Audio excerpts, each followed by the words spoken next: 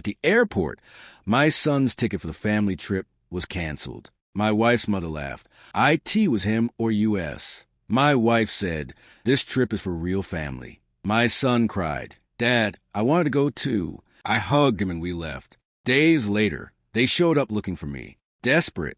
It was at the airport with my 10-year-old son, Issen, my wife Laura, and her mother, Margaret. It was a Friday morning, and the place was a chaos of suitcases and people running. We had planned this trip to Florida for months, to the theme parks. Issen couldn't stop talking about the roller coasters and meeting his favorite characters. He was the son of my ex-partner, Sarah, who died a year ago in an accident. Since then, Issen was my world, and seeing him excited about this trip gave me life. We reached the counter to check our luggage. Issen was by my side with his backpack, which had a rocket drawing he made with Sarah. He looked at me and said, "Dad, this is going to be the best." I smiled and told him yes, it would be unforgettable. Laura and Margaret were behind us, whispering to each other. But I ignored them. I was checking the passports and tickets. I handed everything to the airline employee, a young guy who started typing. Suddenly, he frowned. "Mr. Carter, there's a problem," he said. "Issen's ticket is canceled. He doesn't have a seat on the flight." I went blank. Canceled? I bought those tickets months ago. Issen looked at me, confused. "Dad, what's wrong?" he asked in a small voice. Before I could say anything, Margaret stepped forward with that venomous smile that always got on my nerves. "Oh, that," she said, as if it were a joke. I had to adjust things. It was him, or us. And, well, someone had to stay.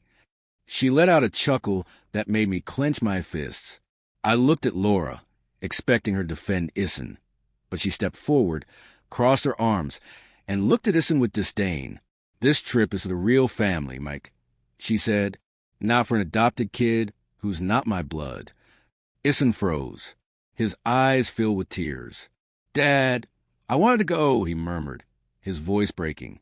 And then Laura mocked him, imitating his crying. "Look at the little crybaby," she said, laughing. How pathetic. I felt a rage I'd never felt before. "What did you say?" I shouted, stepping toward her. Issen grabbed my hand, trembling. "Dad, why is she saying that?" he asked, barely audible. I couldn't stand seeing him so broken by Laura's words. I hugged him tightly and whispered, "Don't listen, little one. You're my son, and you always will be." I turned to Laura and Margaret, who were watching us like it was a show. "We're leaving," I said, my voice shaking with anger.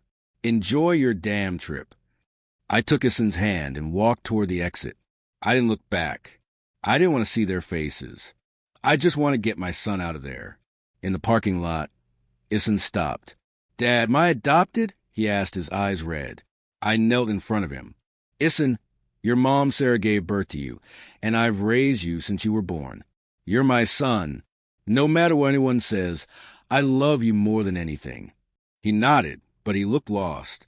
We got in the car, and I drove aimlessly. I didn't want to go home yet. I ended up taking him to a roadside diner Issen liked. He always ordered a chocolate milkshake and convinced me to share it. We sat at a table by the window, and as he sipped his shake, he talked about a video game. His voice was quiet, but seeing him try to smile gave me some relief. That night at home, I put on a movie, and Issen fell asleep on the couch, leaning against me. As I watched him, I couldn't understand how Laura could be so cruel. I always knew Margaret was toxic, but Laura, I thought she cared about Issen, even if he wasn't her biological son. After Sarah's death, Laura seemed to accept him, but now I saw the truth. She never loved him. The following days were tough. Issen was quieter than usual. I tried to cheer him up, taking him to the park, playing video games, building a fort with sheets in the living room. But I couldn't erase what Laura had said. Every time I saw him staring out the window, lost, I felt a stab in my chest. Laura and Margaret didn't reach out. No calls, no texts. It was as if they'd erased Issen and me from their lives. A week later, I was at the supermarket when my phone rang. It was an unknown number. I answered, thinking it was work, but it was Laura, her voice trembling. "Mike, we need to talk," she said. It's urgent. What do you want? I asked coldly. We're in trouble, she said. Mom and I. Please, we need your help. What kind of trouble? I said, though I didn't want to know. It's complicated, she replied. It's serious, Mike. I wouldn't ask if it wasn't. I hung up without saying anything more. I wasn't ready to hear them, not after what they did to Issen. But as I drove home, I couldn't get her voice out of my head. She sounded desperate, like something really bad had happened. I wanted to ignore them, but part of me couldn't help wondering what was going on. When I got home, Issen was in the backyard playing with a toy plane Sarah had given him. I watched him from the window, making engine noises. I swore I'd protect him no matter what, but Laura's call left me uneasy. Something told me this wasn't over, that whatever happened on that trip was going to catch up with us. I didn't know then that her call was the spark of something much bigger, something that would turn everything I knew upside down. 10 days after the airport incident, things got weird. It was a Wednesday afternoon, and I was at work reviewing reports. I'm an accountant at a small company, so I spent a lot of time in front of a computer. My boss, Tom, called me to his office. Mike, there's a woman at reception who says she needs to see you, he said. She seems nervous. I frowned. Who is it, Tom? He shrugged. She didn't give her name, but she says it's urgent. I went to the reception, expecting a client or something from a bank. But when I got there, it was Margaret, Laura's mother. She was disheveled, with dark circles under her eyes and a wrinkled jacket that looked like it hadn't been washed in days. This wasn't the Margaret I knew, always so put together and haughty. This version looked like a wreck. Mike, thank God, she said, rushing toward me. She tried to hug me, but I stepped back. What are you doing here? I asked coldly. We're in trouble, she said, lowering her voice. Laura and I. Something happened on the trip. We need your help. What kind of trouble? I said, crossing my arms. And why do you think I'll help you after what you did to Issen? Margaret looked at the floor, as if searching for words. It wasn't my idea, she muttered. Laura insisted on canceling Issen's ticket. I just went along with it. But now we're in a mess. Mike, it's serious. I don't care, I said, turning to leave. But before I could walk away, Margaret grabbed my arm. Please, she said, almost shouting. We got involved with the wrong people. If you don't help us, I don't know what will happen. That stopped me. Wrong people. I repeated. What are you talking about? Not here, she said, looking around as if someone might be listening. Can we talk somewhere else? It's serious. I didn't want to get involved, but her face, the fear in her eyes, made me hesitate. Fine, I said. You get 10 minutes. But if this is a lie, you don't come near me or Issen again. She nodded quickly, as if afraid I'd changed my mind. We went to a cafe across the street. Margaret sat across from me, clutching a napkin in her hands. It all started in Florida, she said. We met a guy at the hotel. His name was Victor. He seemed charming. He invited us for drinks, talked about a business deal, said we could make a lot of money fast. Laura got excited, and I went along with it. What business? I asked, already suspecting this wasn't going to end well. Margaret swallowed hard. He said he had contacts who moved valuable things. He asked us to carry a package back. They'd pay us well. Laura thought it was an opportunity, that we could use it for something big. But when we got to the airport to return, the package wasn't in our suitcase. Someone took it, and now Victor and his associates think we stole it. I stared at her, processing what she just said. Are you saying you got involved with traffickers? I asked, incredulous. Margaret nodded, her eyes filling with tears. We didn't know they were like that, she said. We thought it was something simple. But now they're looking for us, Mike. They know where we live. Yesterday, someone left a note on our door that said, "Return what's ours or you'll pay." I felt a mix of anger and fear. Anger because Laura and Margaret had been so stupid, and fear because this could reach Issen and me. Why don't you go to the police? I asked. We can't, Margaret said. Victor said if we talk, they'll find us. He has people everywhere. Please, Mike, You've always been good at solving problems. Help us. Solving problems? I repeated, laughing bitterly. Margaret, you did this. You mocked my son, left him out like he was worthless, and now you expect me to bail you out of this mess? Forget it. I stood to leave, but Margaret jumped up and blocked my path. If you don't help us, they'll come for you and Issen too, she said, her voice trembling. They know who you are. They know you're Laura's husband. That paralyzed me. The thought of someone hurting Issen made me nauseous. Are you threatening me? I asked, stepping toward her. No, she said, backing away. I'm just telling you the truth. Please, Mike, I don't know who else to turn to. I looked at her for a moment, trying to decide what to do. I didn't trust her, but if what she said was true, I couldn't ignore it. I'll go home and think about it, I said. But don't come near Issen or me until I say so. If you do, you'll regret it. Margaret nodded, clearly relieved. Thank you, Mike. I won't let you down. I went back to work, but I couldn't focus. My head was full of questions. How deep was the mess Laura and Margaret had gotten into? Who was this Victor? And most importantly, how could I keep Issen safe? That night, when I got home, Issen was doing homework in the kitchen. Dad, can I play for a bit? He asked, smiling. Seeing him like that, so innocent, reminded me why I had to be careful. Sure, little one, I said, but finish that first. While he played, I sat in the living room and checked my phone. I had a message from an unknown number. Talk to Laura. Don't do something you'll regret. My heart raced. This wasn't a game. Whoever was behind this knew how to contact me. I decided I couldn't sit idly by. I called an old friend, Dave, who'd been a cop before retiring. I told him everything without going into too much detail. Mike, this sounds bad, he said. Don't go up against these people alone. If they're traffickers, they're dangerous. Come to my place tomorrow.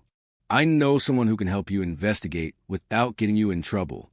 Thanks, Dave, I said. I don't want Issen caught up in this. I know, he replied. Keep him close and don't do anything stupid. That night, I barely slept. Every noise in the house made me jump. I put a chair against the front door, just in case. The next day, I left Issen with my sister, Lisa, so he wouldn't be alone. Take care of him, I said. She didn't ask much, but she knew something was wrong. I went to Dave's place, where he introduced me to a guy named Carlos, a private investigator who worked on shady cases. Carlos listened to the story and nodded. This sounds like a small but dangerous operation, he said. I can track this Victor, but I need something to start with. A detail, a last name, a description. I told him everything Margaret had shared, which wasn't much. Carlos promised to get to work and told me not to talk to Laura or Margaret until he had something concrete. These guys play dirty, he said. If they know you're digging, they might come for you first. I went home feeling like I was walking a tightrope. I didn't know who to trust or how big the problem was. But one thing was clear. I wouldn't let anyone touch Issen. If Laura and Margaret had gotten themselves into a mess, they could deal with it. My priority was my son. That night, while Issen slept, I checked the windows and doors again. I was paranoid, but I couldn't help it. Then the phone rang. It was Laura. I didn't answer, but she left a voicemail. Mike, don't ignore me. They're following us. I don't know what to do. Please call. A chill ran through me. This was far from over. And though I didn't want to admit it, I knew I'd soon have to face Laura, Margaret, and maybe this Victor. But for now, I could only wait and keep Issen safe. The situation was spiraling out of control. After Laura's message, I couldn't ignore that something big was happening. My priority was keeping Issen safe, but the thought that someone might be following us had me on the verge of a nervous breakdown. I didn't want my son to live in fear, so I decided to act fast. I called Carlos, the private investigator Dave had introduced me to, and told him about the message. This is getting ugly, Mike, he said. Give me a day to track this Victor. In the meantime, stay alert and don't leave Issen alone. That morning, I left Issen with Lisa again. I told her it was for work, but she looked at me like she knew I was hiding something. Be careful, Mike, she said. I nodded and left with a knot in my stomach. I couldn't get the image of Issen at the airport, crying as Laura mocked him, out of my head. Now, knowing that she and Margaret had screwed up with traffickers made me hate them even more, but I couldn't let my anger cloud my judgment. I had to think clearly. Carlos called me at noon. "I've got something," he said. "Victor's not a big fish, but he works for a network that moves illegal stuff in Florida. The package Laura and Margaret lost was a major delivery, probably drugs or money. The people they work for aren't the forgiving type. I found an address where Victor usually meets his contacts. It's a bar on the outskirts of town. We can go tonight, but it won't be a walk in the park." "How dangerous is it?" I asked. "It could get dicey," he said. "But if you want to end this, we have to confront it. They won't stop at Laura and Margaret. If they know about you and Issen, they won't let up." I didn't like the idea, but I didn't see another way out. "Okay," I said, "I'm in." Carlos gave me an address and told me to be there at 9 p.m. "Bring something to defend yourself just in case," he added. I hung up, feeling like I was stepping into something I might not come out of. That afternoon, I went home and grabbed an old baseball bat from the garage. It wasn't much, but it made me feel a bit safer. As I stashed in the car, my neighbor Greg approached. "Everything okay, Mike?" he asked, noticing my face. I didn't want to drag him into it, but Greg was a reliable guy, so I gave him a short version of the story. "Damn," he said. "If you need backup, let me know." I thanked him but said I had to handle this myself. At 9, I arrived at the bar Carlos had indicated. It was a run-down place with a flickering neon sign and motorcycles parked outside. Carlos was waiting for me in his car. "Victor's inside," he said. "I saw him go in 10 minutes ago. The plan is simple. We talk to him, find out what he wants, and how to keep your family out of this. But if he gets aggressive, don't hesitate to use that bat." We entered the bar. The place smelled of stale beer and tobacco. A couple of guys were playing pool, and others were drinking at the counter. Carlos pointed to a man at a table in the back. It was Victor, a guy in his 40s with short hair and a scar on his cheek. He was alone, looking at his phone. We approached, and when he looked up, his eyes narrowed. "Who are you?" he asked in a tone that didn't invite chit-chat. "I'm Mike," I said, sitting across from him. "Laura's husband. I want to know what's going on and how we end this." Victor smiled, but it wasn't friendly. "So you're the guy," he said. "Your girls got me in a real mess. That package they lost was worth a lot. My bosses aren't happy, and neither am I." "They're not my girls," I said, clenching my teeth. "They did something stupid, but my son and I have nothing to do with it. Tell me what you want to leave them alone." Victor leaned forward. "I want my package of the money it's worth, $50,000. If not, someone's going to pay. And I don't care if it's Laura, her mom, or your kid." I felt a surge of rage. "Don't touch my son," I said, my voice low but firm. Carlos put a hand on my shoulder, signaling me to calm down. "We're not here to fight," Carlos said. "We want to resolve this. If Laura and Margaret don't have the package, tell us how to find who took it." Victor sneered. "Nice try, but I'm not a lost and found. They lost it. They pay. And you..." He looked at me. "If you don't want this to reach your house, get me the money. You've got 3 days." "I don't have $50,000, I said, "and I'm not letting you threaten my family." Victor stood, getting so close I could smell his cheap cologne. "Then get ready for what's coming," he said. Before I could respond, Carlos pulled me back. "We're leaving," he said. "Don't do anything stupid now." We walked out of the bar, my heart pounding. "Now what?" I asked, frustrated. "Now we know Victor's not playing," Carlos said. "I'll tail him, see if I can find his bosses. You stay alert and talk to Laura. She has to know something more." I didn't want to see Laura, but Carlos was right. That night, I called her. She answered on the first ring, her voice shaky. "Mike, thank God. They're following us. I don't know what to do." "Where are you?" I asked. "At a motel near the airport," she said. "Mom's with me. Please come." Reluctantly, I went to the motel. When I arrived, Laura and Margaret were in a room that smelled of dampness. Laura looked like a mess, with messy hair and red eyes. Margaret was sitting on the bed, staring at the floor. "Mike, I'm so sorry," Laura said, rushing toward me. I stopped her with a hand. "I don't want your apologies," I said. "I want answers. What happened with the package? Who took it?"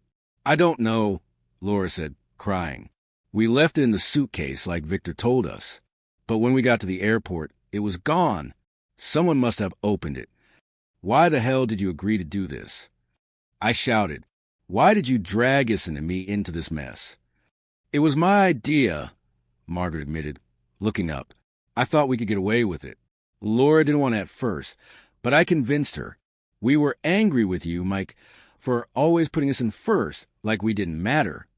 Isson is my son. I said furious, and you treated him like garbage. This is what happens when you only think about yourselves." Laura sobbed, but I had no patience for her drama. "If you know anything, say it now," I said, "because Victor wants $50,000, and if he doesn't get it, he'll come for all of us." They had nothing useful, just excuses. I left the motel feeling like I was in a dead end. But the next day, Carlos called with news. "I found something," he said. "Victor has a warehouse where he keeps stuff. I think the package might be there. We're going tonight." That night, Carlos and I went to the warehouse, an old building in an industrial area. We climbed through a broken window, moving quietly. We found stacked boxes, and in one of them, a package wrapped in plastic. "This has to be it," Carlos said. But before we could take it, we heard footsteps. Victor and two armed guys walked in. "What do we have here?" Victor said, pointing a gun at us. "Thieves in my warehouse." There was no time to talk. Carlos pushed me behind a box, and chaos erupted. The guys fired, and we ran, using the boxes as cover. I hit one of the guys with a bat, and Carlos managed to disarm another. Victor escaped, but not before Carlos grabbed the package.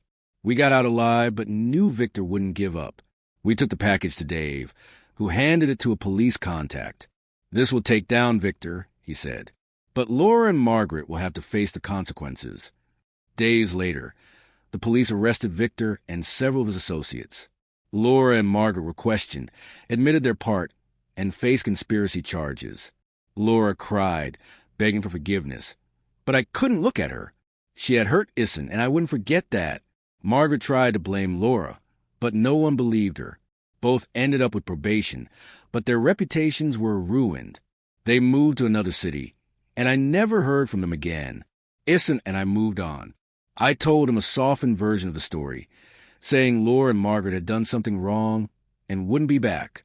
He nodded, and little by little, his smile returned. A month later, I took him to Florida, just the two of us. We screamed on roller coasters, ate ice cream, and laughed until our stomachs hurt. As I watched him run toward a costume character, I knew we'd overcome the worst. Sometimes I think about Laura and Margaret, trapped in the consequences of their choices, but I feel no pity. They chose their path. I chose Isson, and that was the best thing I could have done